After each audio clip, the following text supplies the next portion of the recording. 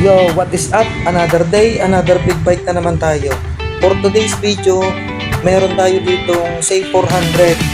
Bali, itong Say 400 ay kay Sir Edmer Bautista ng Bureau of Fire ng San Juan, Batangas. Shout out sa iyo, Sir Edmer Bautista. Salamat sa palaging pagtitiwala since day one. So, complain ni Sir Edmer ay yung throttle niya, hindi na siya bumabalik ng maganda, kaya sabi ko sa kanya ay dalhin na lang sa shop para ma-check natin kung anong naging problema. So, ayun, kinakalawang na yung handlebar kaya kailangan ng linisin at nilanisan natin.